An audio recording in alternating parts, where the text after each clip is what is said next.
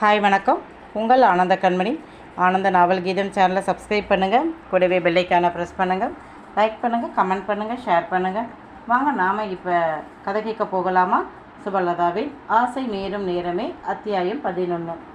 சீரகத்தை தண்ணியில் போட்டு இண்டக்ஷன் ஸ்டவ்வில் கொதிக்க விட்டால் அனைவருடைய அறையிலும் 3 பகுதி இருக்கும். ஒன்று ஆஃபீஸ் அறை, இன்னொன்று குட்டி கிச்சன், மூன்றாவது பெரிய படுக்கை அறை, அதை ஒட்டிய உடைமாற்றும் அறையும் அட்டாச்சு பாத்ரூமும் இருக்கும். சின்னதாக காஃபி வெந்நீர் போட்டுக்க இண்டக்ஷன் ஸ்டவ்வும் சில பாத்திரங்களும் இருக்கும். சீரக தண்ணியை ஆற்றி குடித்தாள். வலி இருந்து கொண்டே தான் இருந்தது. ஏற்கனவே மாமியார் அக்கா சொன்னபடி எடுத்து வைத்து இருந்த கூடையை எடுத்தவள் தன் பர்ஸையும் எடுத்து கொண்டு வாங்க என்றாள். எங்கே? ஹாஸ்பிட்டல் போமா என்று தேவ் கேட்க, போய் ஒரு ஆட்டோ பிடித்து கொண்டு வாங்க என்றாள். என்னது ஆட்டோவா? என்ன மலர், விளையாடுறியா என்று அவன் கோபமாக கேட்க, விளையாடும் நிலையில் நான் இல்லை, எனக்கு வலிக்குது. சரி விடுங்க என்றவள் ஃபோனை எடுத்து பார்க்க மணி 5. ஓலோ ஆட்டோ புக் செய்தவள், வாங்க ஆட்டோ வந்துடும் என்று சொல்லி கிளம்பியவள், இந்த பையை எடுத்துக்குங்க என்றாள். வேண்டாம் மலர், இந்த நிலையில் வேம்பு படிக்காதே, உனக்கும் குழந்தைக்கும் ஆபத்தாகிடும் என்றான். ஒரு நாளில் எத்தனையோ பேர் இப்படித்தான் ஆட்டோவில் போய் குழந்தை பெற்றுக்கிறாங்க. புருஷன் சம்பாதிக்கும் பெண்களே அப்படித்தான். என் புருஷனே தண்டச்சோறு, இதில் ஆட்டோவே எனக்கு அதிகம் என்றாள். மெல்ல அவள் படிகளில் இறங்க கோபம் வந்தது தேவிற்கு. ஆனால் அதை காட்ட இது நேரம் இல்லை. எனவே பல்லை கடித்தபடி பையை எடுத்துக்கொண்டு கீழே வந்தான். அம்மாவை கூப்பிடுறேன் என்றதற்கு, போங்க, நான் ஆட்டோவில் ஏறி போய் விடுவேன் என்றாள். திமிரு அத்தனையும் திமிருடி உனக்கு. இவள் எதுக்காக ஆட்டோவில் போறா என்று அவனுக்கு தெரியும். திருமணமான புதிதில் ஒரு நெருங்கிய உறவினர் வீட்டு கல்யாணம். மொத்த குடும்பமும் கிளம்பினார்கள். அதிகாலை முகூர்த்தம் என்பதால் மாமனார் மாமியார் அவங்க காரில் போய்விட்டார்கள் முன்பே. 7 மணிக்கு கிளம்பியவர்கள் சிவா அமிர்தா அவங்க காரிலும், ஜெய் திவ்யா குழந்தைகளோடு அவர்கள் காரிலும் ஏறி விட்டார்கள். தேவமலர், உங்கள் கார் எங்கே என்றாள். அவன் திருத்திருவென விழித்தான். உங்களுக்கு கார் இல்லையா என்று கேட்க, நான் மட்டும் தானே, அதனால் பைக் தான் என்று அவன் பைக்கை எடுத்து வந்தான். விலை உயர்ந்த பைக் தான். ஆனாலும் ஏனோ தேவமலருக்கு ஏமாற்றமாக இருந்தது. அவள் ஒன்றும் காரில் போகாத பெண் இல்லை. அப்பா கார் வைத்திருந்தார். அதில்தான் குடும்பத்தோடு போவார்கள். அந்த கார் தான் விபத்துக்குள்ளானது. பெரிய பணக்கார வீட்டு மருமகளா வந்தவளுக்கு தனி காரில் போக வேண்டும் என்ற ஆசை இருக்காதா? இருந்தால் தப்பா? அன்று வீடு திரும்பியவுடன் ஹாலில் அனைவரும் இருக்கும்போது, எங்களுக்கு தனியாக கார் வேணும் என்றாள் மாமியாரிடம். ஏமா என்று அவர் இயல்பாக கேட்க, நீங்கள் எல்லாரும் உங்கள் காரில் போகிறீங்க, நாங்கள் மட்டும் பைக்கில் வரணுமா என்றாள். அது சரி, நீயும் ரொம்ப ஆசையாக கனவு கண்டிருப்பாய், பணக்கார வீட்டுக்கு மருமகளாக போகிறோம், தனி கார் கிடைக்கும் என்று. ஆனால் இங்கே இந்த வீட்டில் மாமாவோட கார் அவர் வாங்கியது, பெரிய மாமா வாங்கினது அவரோட கார், எங்கள் கார் என் புருஷன் வாங்கினது. அவங்க சொந்த உழைப்பில் தான் கார் வாங்கி இருக்காங்க. உன் புருஷனும் சம்பாதித்து தான் கார் வாங்கணும். அது இப்போ இந்த ஜென்மத்திலையா இல்லை அடுத்த ஜென்மத்திலையா அப்படின்னு உன் புருஷன் தான் சொல்லணும் என்று கேலியாக தேவை பார்த்து கண் சிமிட்டி கேட்டாள் திவ்யா. இந்த மாதிரி தேவை அவள் காலை வாருவது முன்பும் பலமுறை நடந்திருக்கிறது தான். தேவ் திவ்யாவை பார்த்து கொன்னுடுவேன் என்பது போல் சைகை காட்டினான். பெரிதாக திவ்யா சொன்னதை எடுத்துக்கலை யாரும். ஆனால் முதல் முறை இதை கேட்ட தேவமலருக்கு அவமானமாக இருந்தது. அறைக்கு வந்த கணவனை பிடிபிடி என பிடித்து விட்டாள். ஏன், உங்கள் வீட்டில் பணமே இல்லையா? நடுத்தர குடும்பத்தில் கூட லோன் வாங்கி கார் வாங்குறாங்க. இங்கே இவ்வளவு பெரிய பணக்காரங்க வீட்டு பிள்ளை, உங்களுக்குன்னு தனியாக கார் இல்லை. கேட்டால் நீங்கள் சம்பாதித்து தான் வாங்கணுமாம். அது எந்த காலத்தில் நடக்கும்? அப்போ இந்த ஜென்மம் பூரா நான் நடந்தே தான் போகணுமா என்றால் கோபத்துடன். தேவ் கண்டுகொள்ளாமல் போய்விட்டான். ஆனால் அதற்கு நன்றாக பழிவாங்கிவிட்டாள் மனைவி. இப்போது அந்த காலை நேரத்தில் வயிற்றை தூக்கி கொண்டு வழியில் கண்ணீர் விட்டபடி அவள் கேட்டை நெருங்கி கதவை திறங்க என்றதும் அவளை மேலும் கீழும் பார்த்த வாட்ச்மேன் கதவை திறக்க பின்னாடியே வந்த தேவ், மலரு, நான் அப்பாவோட காரை எடுத்துக்கிட்டு வரேனே, போகலாமே, ஆட்டோவில் அவ்வளவு தூரம் போகிறது நல்லது இல்லை என்று சொன்னபடி அவன் பையை தூக்கி கொண்டு பின்னால் ஓட கேட்டை திறந்த வாட்ச்மேன் அவர்களை பார்த்தபடி நின்றார். நல்ல வேளை, சற்று வாசலை தாண்டிய நேரம் அவள் புக் செய்த ஓலோ ஆட்டோ வந்து நிற்க ஏறியவள் போக வேண்டிய ஹாஸ்பிட்டலை சொன்னபடி ஏறி அமர்ந்தவள் வழியில் கண்ணீர் விட்டாள்.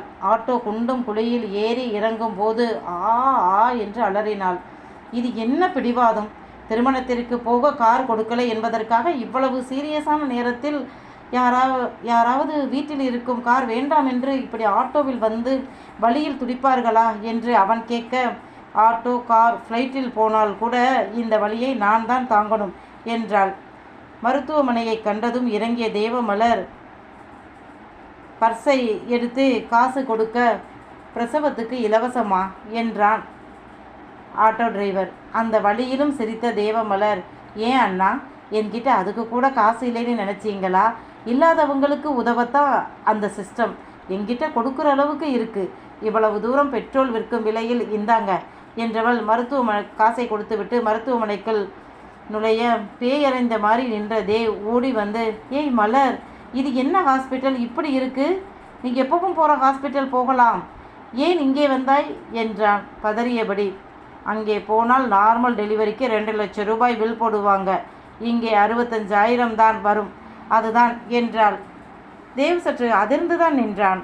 மலர், நான் சம்பாதிக்கலை தான், அதற்காக எங்கள் சொத்தில் எனக்கான உரிமை இருக்குது, பூர்வீக சொத்து தொழில் இருக்குது, நான் வேலை செய்யலை என்றாலும் என் பங்கு பணம் இருக்குது என்றான். அவள் அதை காதில் வாங்கும் நிலையில் இல்லை. ரிசப்ஷனில் போய் எனக்கு டெலிவரி பெயின் என்ற போதே நர்ஸ் வந்து அவளை கூட்டி போக, தேவிடம் ஃபைல் கொடுங்க என்றதும் எடுத்து கொடுத்தான். அப்போதுதான் இவள் இந்த ஹாஸ்பிட்டலுக்கு ஏற்கனவே வந்திருக்கிறாள் என்று புரிந்தது.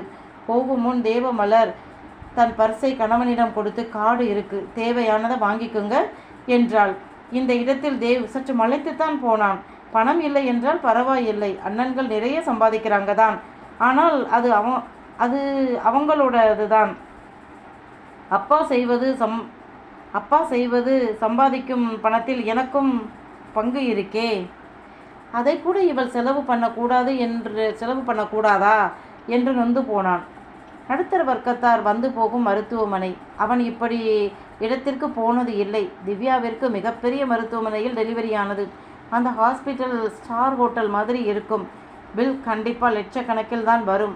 அம்மா இவளை 3 மாதம் முன்பு வரை அங்கே தான் செக்கப்புக்கு கூட்டி போனார். எப்போ இங்கே வந்தாள்? எப்பவும் அம்மாவும் இவளும் தான் செக்கப் போவாங்க.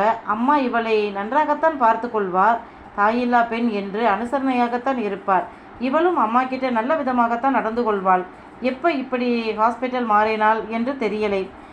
அவர்கள் கேட்டதை வாங்கி தந்தான். ஜீவி அடுத்த அரை மணி நேரத்தில் வந்துவிட்டாள்.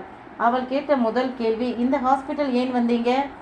நீங்கள் எப்பவும் பார்க்குற ஹாஸ்பிட்டல் போகலையா என்று கேட்க, எனக்கு தெரியலை, உங்கள் தங்கச்சி தான் இங்கே வந்தா என்றான். அவளுக்கு ஒன்றுமே புரியலை. நீங்கள் 2 பேரும் தனியாவா வந்தீங்க?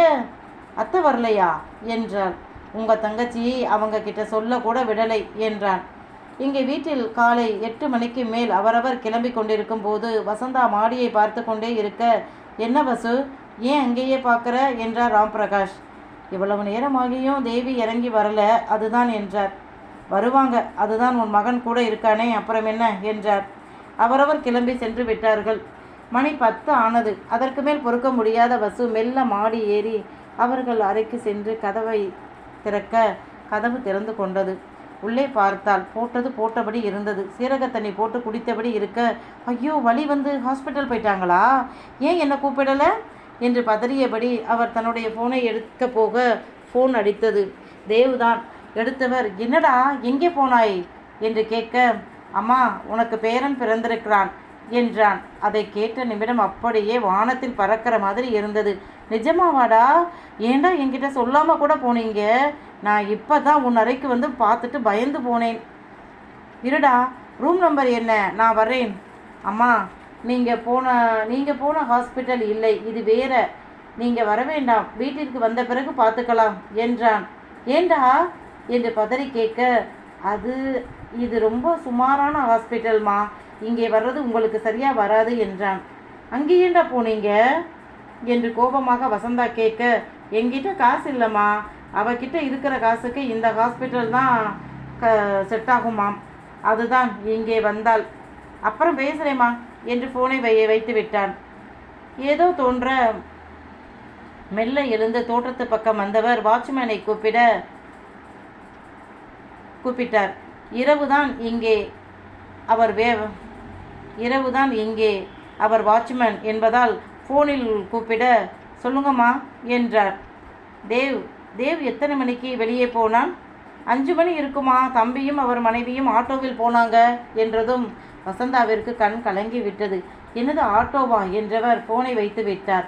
யாருடைய காரையும் அவன் ஏன் எடுக்கலை என்றவர் கணவரை அழைத்து நடந்ததை சொல்ல, இவன் அப்படியெல்லாம் ஆட்டோவில் போகும் ரகம் இல்லை, அந்த பெண் தான் பிடிவாதமாக போயிருக்கும்.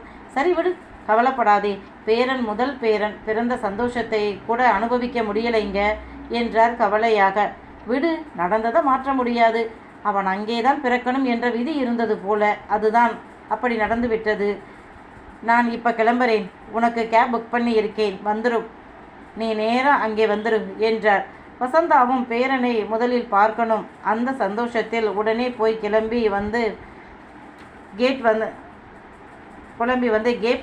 வந்ததும் ஏறினார்.